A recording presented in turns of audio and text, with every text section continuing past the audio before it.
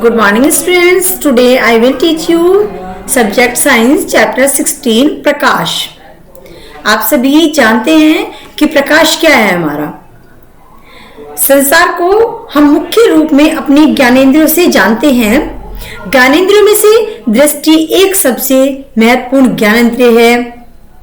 इसकी सहायता से हम पर्वतों, नदियों, पेड़ पौधों, कुर्सियों, मनुष्यों तथा अपने चारों ओर की अन्य अनेक वस्तुओं को देखते हैं। हम आकाश में बादल, इंद्रधनुष तथा उड़ते पक्षियों को भी देखते हैं। रात के समय हम चंद्रमा तथा तारों को देखते हैं। अपनी दृष्टि के द्वारा ही आप इस पृष्ठ पर छपे शब्दों और वाक्यों को देख पाते हैं। क्या आप जानते हैं कि ये सब देखना कैसे संभव होता है? इंपॉर्टेंट पॉइंट है हमारा 16.1 वस्तुओं को दृश्य कौन बनाता है। क्या आपने कभी सोचा है कि हम विभिन्न वस्तुओं को कैसे देख पाते हैं? हम वस्तु को अपनी आंखों से देखते हैं, लेकिन क्या आप अंधेरे में किसी वस्तु को देख सकते हैं? इसका अर्थ यह है कि केवल नेत्रों द्वारा हम किसी वस्तु को नहीं देख सकते।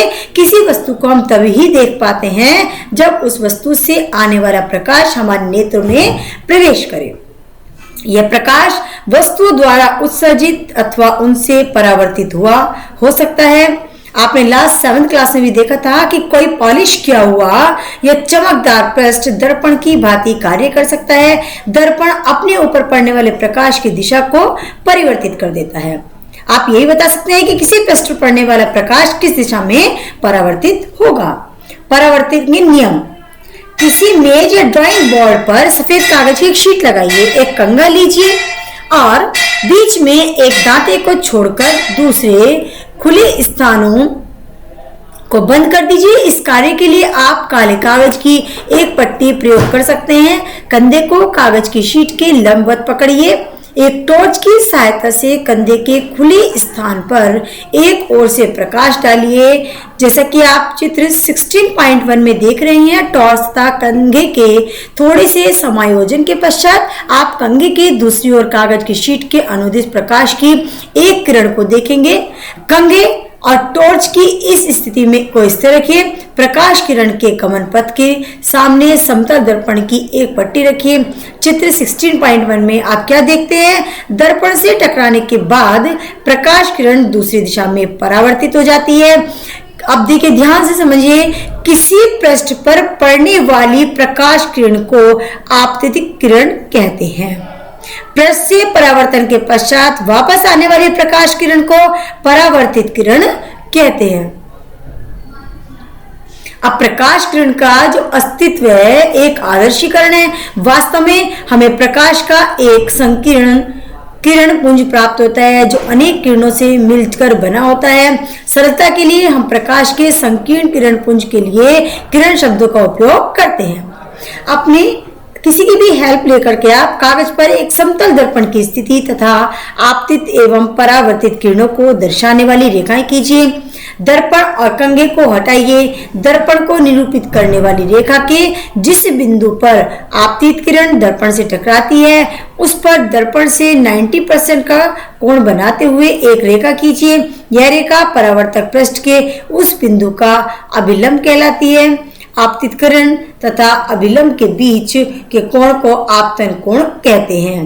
परावर्तित किरण तथा अभिलंब के बीच के कोण को परावर्तन कोण कहते हैं। आपतन कोण तथा परावर्तन कोण को मापिए। इस क्रियाकलाप को आपतन कोण परिवर्तित करके कई बार दोहराइए। प्रेक्षणों को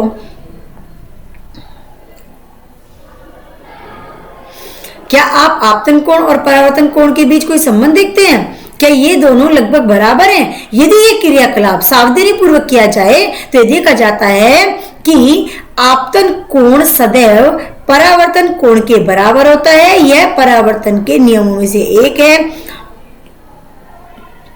तो आइए परावर्तन संबंधित एक और क्रियाकलाप करते हैं। यदि मैं दर्पण पर प्रकाश अभिलंब के अनुदिश डालूं तो क्या होगा? अब देखिए 16.1 में देखिएगा आप,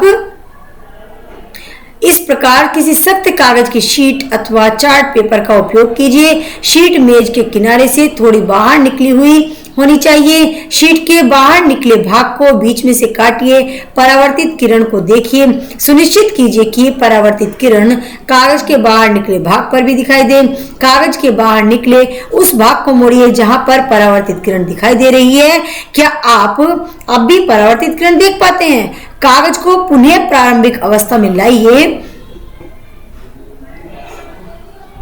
क्या आप फिर से परावर्तित किरण को देख पाते हैं? इससे आप क्या निष्कर्ष निकालते हैं?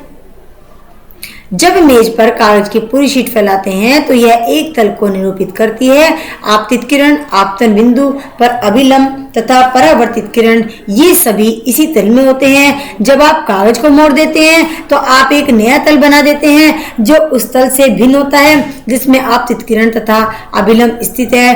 तब आप परावर्तित किरण नहीं देख पाते हैं। क्या आप निर्देशित करते हैं? यह दर्शाता है कि आपतित किरण, आपतन बिंदु पर अभिलंब तथा परावर्तित किरण ये सभी एक तल में होते हैं। यह परावर्तन का एक अन्य नियम है। पहेली तथा बूझों ने उपरोक्त क्रियाकलाप टॉर्च के स्थान पर सूर्य को प्रकाश स्रोत के रूप में उपयोग करके कक्ष के बाहर किए। आप भी प्रकाश स्रोत के रूप में सूर्य का उपयोग कर सकते हैं। अब इन सब क्रियाकलापों की किरण वर्ग रेखा उपकरण के उपयोग करके भी किया जा सकता है। यह उपकरण आपको एनसीईआरटी द्वारा निर्मित किट में उपलब्ध होता है।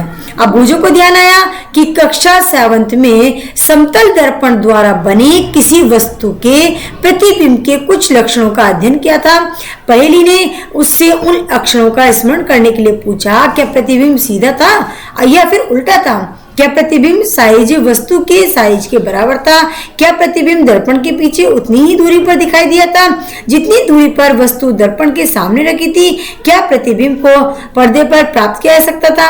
आइए निम्नलिखित क्रियाकलाप से समतल दर्पण द्वारा प्रतिबिंब बनने के बारे में कुछ और अधिक समझते हैं।